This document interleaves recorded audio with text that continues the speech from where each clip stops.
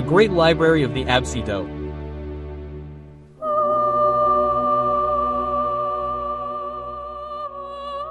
In the heart of dawn, when the silence of the dormitories gently gave way to the distant field of the brothers still asleep, two monks watched over the treasure of Saitad by taking this spiral staircase.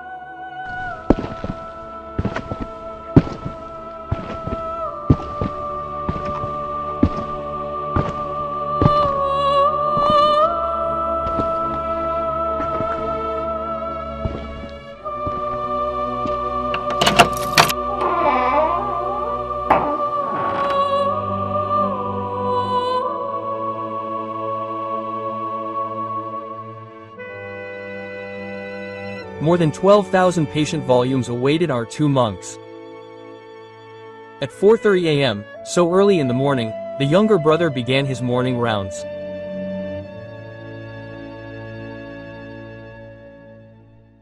With a delicate gesture, he placed his linen cloth on the worn bindings, removing dust, crumbs of wax, and the imprints of the still damp earth of the fields, and examined each work in its entirety like a doctor sculpting the bookworm.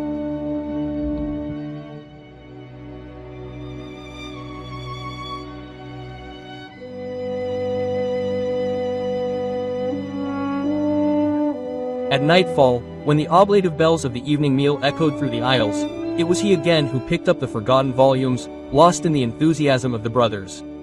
The comings and goings of the readers were hardly interrupted. Sometimes, more than 50 faithful would throng this treasure trove of knowledge every day, and the corridors resembled a bustling alleyway, all sharing the same hour of free time.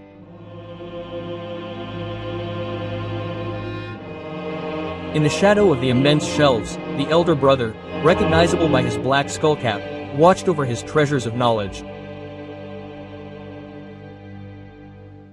More patient and methodical, he kept a scrupulous inventory, leafing through up to 100 manuscripts each day, without ever letting himself be distracted by the content. His eyes slid from page to page like a meticulous scanner, searching for the slightest word erased from the smallest tear. When Ware threatened to make a text illegible, he would call his younger colleague and the two would then accompany the precious volume to the adjacent old library, which after 1550 became a modest restoration workshop. There, while glue and gas glued the pages back together, a piece of bread, a humble sentinel, would take the place of the missing book. When the work was finally returned to its original home, its plant insignia were placed in a pot of tin nestled atop the sideboards. The illuminated manuscripts received even more delicate care.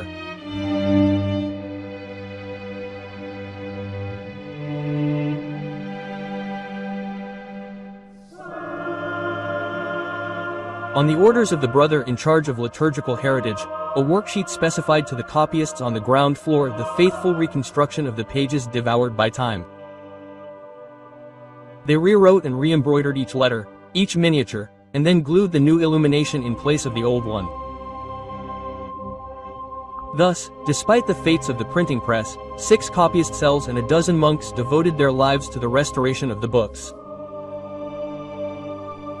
Their art, of unparalleled meticulousness, soon attracted other abbes eager to save the sacred heritage of their monastery.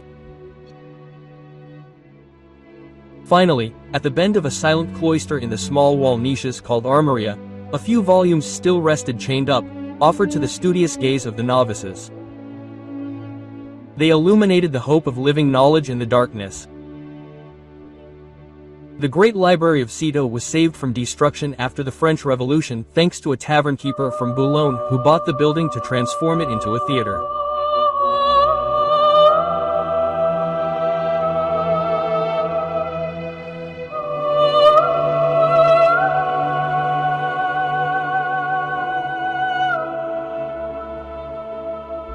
Restored in 1998, the Sheriff of Pious Hands, reed pens and paintbrushes still remains today, as does the invisible tremor of knowledge preserved like an eternal murmur from the depths of time.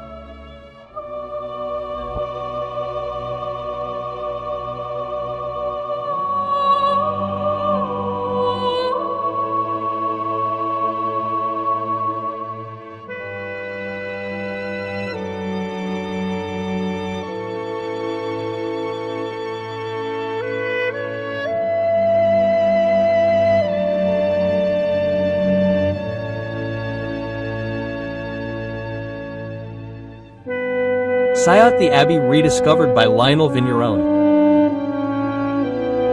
You have just seen the great library of the Abbey of Citeaux,